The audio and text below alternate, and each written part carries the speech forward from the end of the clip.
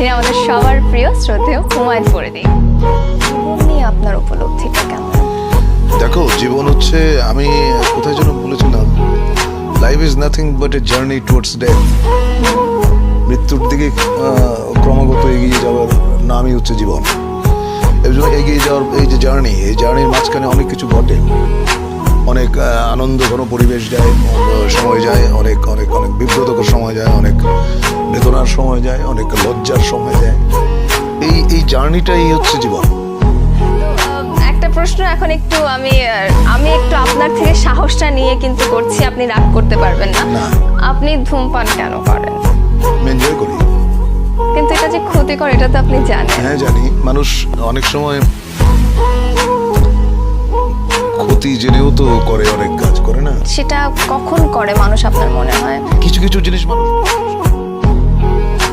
হ্যাঁ, যেমন ধরো তুমি যে কানে যেটা পড়ে আছো এত বড়, তুমি পছন্দ করো বলে এটা পড়ে আছো, কিন্তু এটা যে কানটাকে টেনে তোমাকে অস্বস্তি দিচ্ছে, ওইটুকু যন্ত্রণা তুমি কিন্তু সহ্য করছো। তো ধূমপানটাও অনেকটা ওই রকম। আসলে আমি ধূমপান করি, এবং যে জন্য আমি বলতে পারবো না যে ধূমপান আপনারা কেউ করবেন না, এটা আমি বলতে পারবো না। আমি যেদিন ধূমপান ছেড়ে দেবো সেদিন হয়তো সবাইকে বলবো যে ভাই ধূমপান করবেন না, এটা স্বাস্থ্যের জন্য, স্বাস্থ্যের পক্ষে ক্ষতিকর। আমি জেনে শুনে তারপরও কি আমি ওই ক্ষতি যেটা করছে, আমাকে ধ্বংস করছে যে জিনিসটা ভেতরে ভেতরে, আমি তাও কন্টিনিউ করে যাব? দেখো, কিছু কিছু জিনিস আছে যেগুলো মানে রেজিস্টেবল না, তুমি সেটাকে কখনোই বন্ধ করতে পারবে না। সেটা তোমার জীবনের সঙ্গে এমনভাবে জড়িয়ে গেছে যে ওটা যদি তুমি ছেড়ে দাও তাহলে হয়তো তোমার ভালো লাগবে না, তুমি অসুস্থ হবে।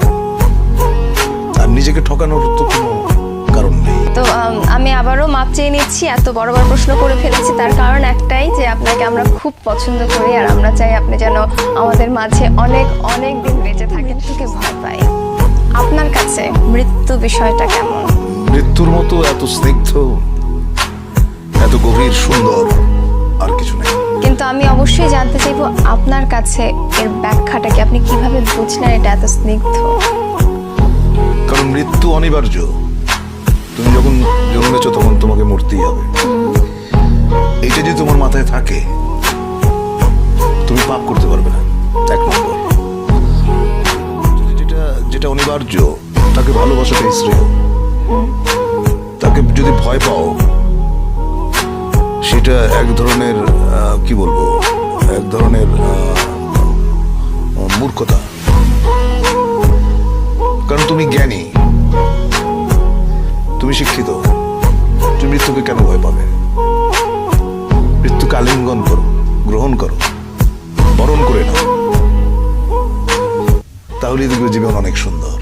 যখন খুব কাছের কেউ সেই মানে সবচেয়ে বড় সত্যর মুখোমুখি হয়, তখন আপনার অনুভূতিটা কেমন হয়? দেখো, একটা মানুষ যখন তার সময়ের আগে চলে যায় তখন কষ্ট পাই। বিধাতার আমার কাছে রহস্যময় মনে হয়, উনি কেন একটা মানুষকে তার সময়ের আগে নিয়ে যান, এর কোনো যৌক্তিক কারণ আমি খুঁজে পাই না। কিন্তু একটা মানুষ যখন সঠিক সময়ে মৃত্যুবরণ করে আমি আন্দোলিত হই। আমি যে খুশি হই বা উৎফুল্ল হই তা না,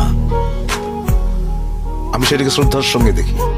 আগে বইয়ে পড়েছিলাম যে মানুষ আশায় বাঁচে, মানুষের বেঁচে থাকার জন্য একটা মুগ্ধ করার কোনো বিষয় থাকে। তো এই মুহূর্তে আপনার বেঁচে থাকার জন্য আপনাকে কোন বিষয়টা মুগ্ধ করছে? দুরাশা কিন্তু ভালো জিনিস না। দুরাশা বলতে আমি বলছি এইটা যে তুমি এমন কিছু আশা করবে না যেটা তোমার নাগালের বাইরে। নাগালের বাইরে যেটা, সেটা যখনই তুমি আশা করবে সেটা দুরাশা।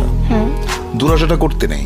আশা করো যা তোমার ক্ষমতার ভেতরে আছে, যা তুমি অর্জন করতে পারবে, যা তুমি গ্রহণ করতে পারবে, ওইটুকু আশা নিয়েই মানুষ বাঁচে।